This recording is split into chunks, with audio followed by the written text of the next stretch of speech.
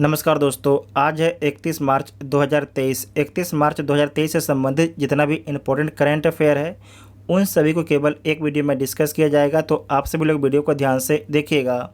इसका पीडीएफ के Telegram group join कर सकते हैं, जिसका लिंक आपको डिस्क्रिप्शन में दिया गया है। तो आइए देखते हैं पहला पॉइंट। हाल ही में एसोचैम के नए अध्यक्ष कौन बने हैं? तो अजय सिंह एसोचैम के नए अध्यक्ष बने हैं। अजय सिंह से पहले सुमंत सिन्हा थे। यश सोमनाथ के बारे में याद रखिएगा कि वर्तमान में इसरो के अध्यक्ष कौन है? तो यश सोमनाथ हैं। और जो इसरो है इसका हेडक्वार्टर कहाँ पर स्थित है? तो बेंगलुरु में स्थित है। समीर बी कामत के बारे में ध्यान रखना है कि ये डीआरडीओ के अध्यक्ष हैं। और डीआरडीओ का हेडक्वार्टर कहाँ पर स्थित है?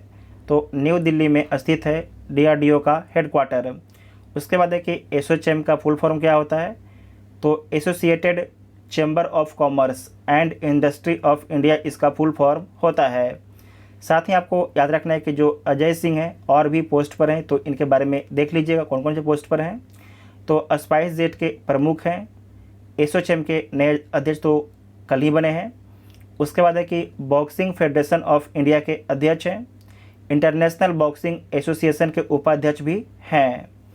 एसोचैम की स्थापना कब होता है? तो 1920 में होता है एसोचैम की स्थापना। और एसोचैम के बारे में याद रखिएगा कि यह एक गैर सरकारी संगठन है और गैर लाभकारी संगठन है। ठीक, बीसीसीआई ने टाटा आईपीएल 2023 के लिए अपना आधिकारिक भागीदार ऑफिशियल पार्टनर किसे घोषित किया है? तो हर्बल लाइफ को घोषित किया है। हर्बल लाइफ को घोषित किया है। बीसीसीआई का फुल फॉर्म क्या होता है? तो board of control for cricket in India इसका फुल फॉर्म होता है।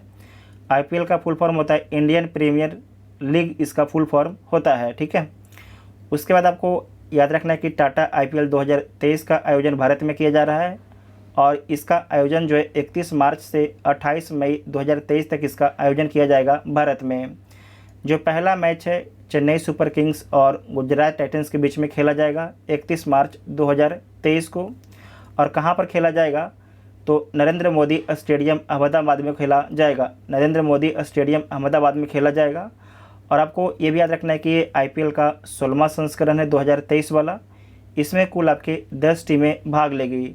जबकि जो 15वां संस्करण 2022 में हुआ था, इसका विजेता कौन था? तो इसका विजेता था गुजरात टाइटंस। सबसे अधिक आईपीएल किस टीम के द्वारा जीता गया है?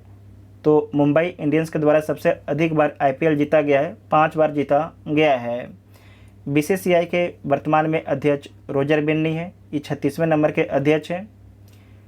मुख्यालय मुंबई में स्थित है और स्थापना दिसंबर 1928 में स्थापना हुआ था। किस आईआईटी के शोधकर्ताओं ने दूध में मिलावट का पता लगाने के लिए पॉकेट फ्रेंडली डिवाइस विकसित किया है? तो किस आईआईटी के द्वारा विकसित किया गया है? तो आपको याद रखना है आईआईटी मद्रास के द्वारा विकसित किया गया है। ठीक है, आईआईटी मद्रास के द्वारा विकसित किया गया है। 3D paper based portable device विकसित किया गया है। इसमें जो है कि 30 सेकेंड में ये पता लगा लेगा कि दूध में मिलावट है कि नहीं है। जो आईआईटी मद्रास है इसकी स्थापना कब होता है? तो 1959 में जो है आईआईटी मद्रास की स्थापना किया जाता है। आईआईटी मद्रास आपके तमिलनाडु में स्थित है, तो तमिलनाडु के बारे में देख लीजिएगा। तमिलनाडु के वर्तमान में मुख्यमंत्री एमके स्टालिन हैं। राज्यपाल आरएन रवि हैं। राजधानी चेन्नई है। लोकसभा में 39 सीट, राज्यसभा में 18 सीट, विधानसभा में 234 सीट है। भारत का पहला multi modal logistic park Tamil Nadu में बना है। अपने जलवायु परिवर्तन मिशन शुरू करने वाला पहला राज्य तमिलनाडु है। भारत का पहला खाद्यान्न संग्रहालय तंजावुर तमिलनाडु में खोला गया है। भारत के पहला डुगोंग संरक्षण रिजर्व तमिलनाडु में खोला गया है। तमिलनाडु राज्य का 18वां वन जीव अभयारण्य कौन है? तो थान थाई पेरियार वन जीव अभयारण्य है। नेक्स्ट क्वेश्चन है कि पासपोर्ट सूचकांक पासपोर्ट इंडेक्स 2023 में भारत को कौन सा स्थान मिला है? तो इसमें भारत को 144वां स्थान मिला है। जबकि 2022 में भारत को जो है 138वां स्थान मिला था। जबकि 2023 में भारत को जो है 144वां स्थान दिया गया है। और आपको याद रखना है कि स्कोर कितना मिला है भारत को? तो भारत को टोटल आपके 70 स्कोर मिला है। और एशिया में सबसे उच्च स्थान किसे मिला है? तो साउथ कोरिया को मिला है। और आपको याद रखना है कि साउथ कोरिया को जो है 12वां रैंक दिया गया है। 12वां रैंक साउथ कोरिया को दिया गया है। और जो साउथ कोरिया है इसका स्कोर कितना है, तो इसका स्कोर आपके 174 है, जबकि भारत का 70 है। उसके बाद सेकेंड में आपके जापान है, जापान का स्कोर कितना है, तो जापान का स्कोर आपके 172 है और इसका जो रैंक है आपके 26वां रैंक है जापान का। ठीक है, स्कोर 172 है, रैंक आपके 26वां है जापान का, इतना आपको ध्यान में रखना है। और दूसरा रैंक किसे मिला है, तो दूसरा रैंक आपके मिला है स्वीडन को। ठीक है, दूसरा रैंक मिला है आपके स्वीडन देश को मिला, इसे नोट कर लीजिएगा, इंपॉर्टेंट पॉइंट है। उसके बाद है कि वर्ल्ड हैप्पीनेस इंडेक्स 2023 कौन जारी करता है, तो सतत विकास समाधान नेटवर्क जारी करता है। इसमें भारत को 126वां स्थान दिया गया है।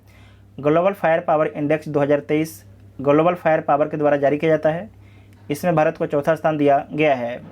ग्लोबल हंगर इंडेक्स 2022 में भारत को 107वां स्थान दिया गया है। ग्लोबल जेंडर गैप रिपोर्ट 2022 में भारत को 135वां स्थान दिया गया है और इसे विश्व आर्थिक मंच के द्वारा जारी किया जाता है। उसके बाद है कि विश्व प्रेस स्वतंत्रता सूचकांक 2022, इसमें भारत को 150वां स्थान दिया गया है और ये जारी करता है रिपोर्टर्स विदाउट बॉर्डर्स जारी करता है। उसके बाद है कि हेलने पासपोर्ट इंडेक्स 2023 में भारत को 85वां स्थान दिया गया है। ये जारी किसके द्वारा किया जाता है, तो हेनले एंड पार्टनर्स के द्वारा जारी किया जाता है। सर्वाधिक T20 विकेट लेने वाले खिलाड़ी कौन बने हैं, तो साकिब अल हसन बने हैं। इनके द्वारा कुल 136 विकेट लिया गया है। इनका संबंध बांग्लादेश से है। इसका पहले जो है 134 विकेट लेके पहला नंबर का रैंक जो है टीम साउथी का था, लेकिन इनका रिकॉर्ड तोड़ दिया गया है साकिब अल हसन के द्वारा। जो टीम साउथी है इनका संबंध किस देश से है, तो इनका संबंध न्यूजीलैंड देश से इनका संबंध है। जो राशिद खान है इनके द्वारा कुल 129 विकेट लिया गया है और इनका संबंध अफ़गानिस्तान देश से है। उसके बाद है लसिथ मलिंगा, इनके द्वारा कुल 107 विकेट लिया गया है और इनका संबंध श्रीलंका से इनका संबंध है। असम राज्य के किस एनजीओ को चिल्ड्रेन चैंपियन अवार्ड 2023 से सम्मानित किया गया है, तो किस एनजीओ को सम्मानित किया गया है, तो आपको याद रखना है तपोवन को सम्मानित किया गया है। ठीक है, तपोवन एनजीओ को सम्मानित किया गया है। किस लिए सम्मानित किया गया है, तो एजुकेशन में बेहतर काम करने के लिए इनको सम्मानित किया गया है। उसके बाद आपको याद रखना है कि इंदिरा गांधी शांति निशस्त्रीकरण और विकास पुरस्कार 2021 किस एनजीओ को दिया गया था, तो प्रथम एनजीओ को दिया गया था। और किस लिए, तो भारत में शिक्षा के दायरे के विस्तार के लिए प्रथम एनजीओ को दिया गया था। उसके बाद असम के बारे में देख लीजिएगा। असम के मुख्यमंत्री हेमंत बिश्व शर्मा हैं, राज्यपाल गुलाब चंद्र कटारिया हैं, राजधानी दिसपुर है, लोकसभा में 14 सीट है, राज्यसभा में 7 सीट है, विधानसभा में 116 सीट है। काजीरंगा नेशनल पार्क असम में स्थित है, जो एक सींग वाला गैंडा के लिए प्रसिद्ध है। और साथ ही आपको याद रखना है कि काजीरंगा नेशनल पार्क को जो है ब्रह्मपुत्र नदी 2 भागों में बांटती है।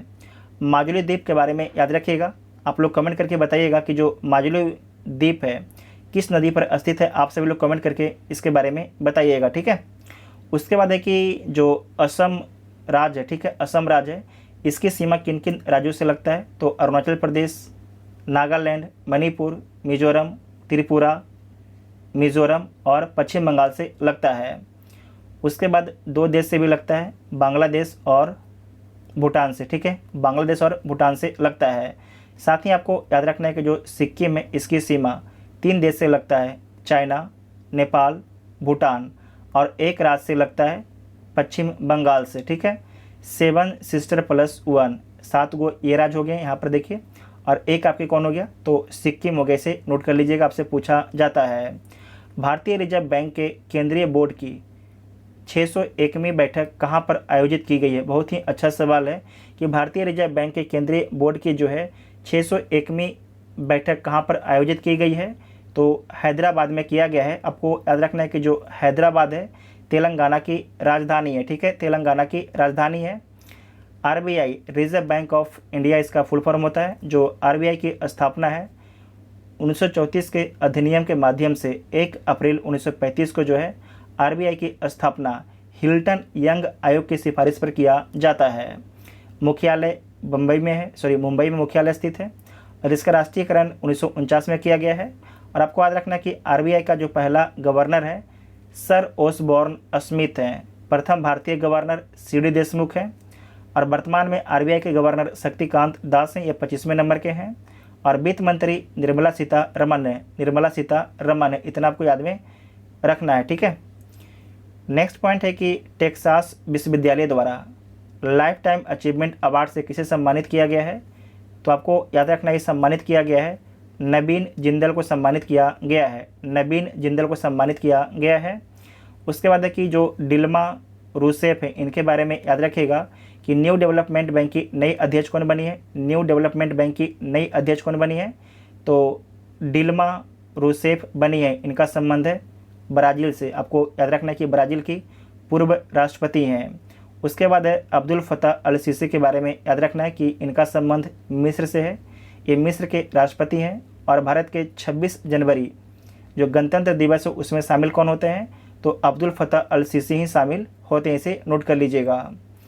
Premiere League Hall of Fame, इसका संबंध फुटबॉल से है, में किसे शामिल किया गया है? तो Premier League Hall of Fame में जो है सर एलेक्स फर्ग्यूसन और आर्सेन वेंगर को शामिल किया गया है। तो दोनों पॉइंट आपका ठीक हो जाएगा, तो सी इसका राइट आंसर हो जाएगा। इसके बाद समझिएगा फीफा के बारे में। जो 22वां फीफा इसका आयोजन कहाँ पर किया गया है? तो कतर में किया गया है और इसमें कुल आपके 32 टीमें भाग लेती है। इसका विजेता आपके अर्जेंटीना है, उपविजेता फ्रांस है। 2026 का जो फीफा है ये कहाँ पर होगा? तो कनाडा, अमेरिका, मैक्सिको में होगा और इसमें आपको याद रखना है कुल आपके 48 टीमें भाग लेगी। कुल आपके जो है 48 टीमें भाग लेगी। जो अर्जेंटीना टीम था इसका कैप्टन कौन थे? तो लियोन मेसी थे, ठीक है, लियोन मेसी इसके कैप्टन थे। नेक्स्ट पॉइंट है कि विश्व बैंक ने भारत के किस राज्य को 363 मिलियन डॉलर का ऋण स्वच्छ पेयजल आपूर्ति के लिए दिया है? तो किस राज्य को दिया गया है? तो कर्नाटक राज्य को दिया गया है। कितना दिया गया है? 363 मिलियन डॉलर। और किस लिए? तो स्वच्छ पेयजल आपूर्ति उपलब्ध करवाने के लिए। इसमें आपको याद रखना है कि इस पैसे का सरकार जो कर्नाटक सरकार है सभी घरों में नल से पानी पहुंचाएगी और साथ ही जो तालाब खराब हो गया है उस तालाब का पूर्ण उद्धार किया जाएगा इस पैसे के माध्यम से। साथ ही आपको याद रखना है कि कल या परसों के हम लोग वीडियो में देखे थे कि जो असम है, असम को भी बाढ़ से निपटने के लिए 108 मिलियन डॉलर का ऋण दिया गया था विश्व बैंक के द्वारा। इसे भी नोट कर लीजिएगा, इम्पोर्टेंट पॉइंट है। उसके बाद है कर्नाटक के बारे में समझिएगा। कर्नाटक के मुख्यमंत्री बसवराज बोम्मई हैं, राज्यपाल थावरचंद्र गहलोत हैं, राजधानी बेंगलुरु है और जो कर्नाटक राज्य है इसकी स्थापना 1 नवंबर 1956 को होता है। लोकसभा में 28 सीट है, राज्यसभा में 12 सीट है, विधानसभा में 224 सीट है। डिजिटल परिवर्तन पुरस्कार DX2 2022 किसे दिया गया है? तो कर्नाटक बैंक को दिया गया है। उसके बाद है स्टैचू ऑफ प्रोस्पेरिटी, ये कहाँ स्थित है? तो बेंगलुरु में स्थित है और आपको याद रखना है कि प्रभु केम्पेगौड़ा की प्रतिमा है, प्रभु केम्पेगौड़ा की प्रतिमा है। विश्व बैंक की स्थापना जुलाई 1944 में किया गया है। इसका मुख्यालय वाशिंगटन DC में है और वर्तमान में अध्यक्ष अजय बंगा हैं, इसे नोट कर लीजिएगा। उसके बाद है कि पिछले वीडियो में पूछा गया प्रश्न के बारे में देखिएगा। असम की बाढ़ प्रबंधन परियोजना के लिए 108 मिलियन डॉलर के ऋण को मंजूरी किसके द्वारा दिया गया है? तो विश्व बैंक के द्वारा दिया गया है। इसके बाद लास्ट में प्रश्न है, इसका उत्तर आप सभी कमेंट बॉक्स में देना है। आप सभी लोग कमेंट बॉक्स में उत्तर जरूर दीजिएगा। अगर देखिए जिसको जो भी पॉइंट को आप एक बार लिख दीजिएगा उसे आप भूलिएगा नहीं। तो आप सभी लोग इसमें पार्टिसिपेंट जरूर कीजिए और वीडियो को अपने दोस्तों में शेयर भी कीजिएगा, ठीक है। इसका PDF टेलीग्राम ग्रुप ज्वाइन कर सकते हैं जिसका लिंक आपको डिस्क्रिप्शन में दिया गया है। तो मिलते हैं अगले वीडियो में। Thank you.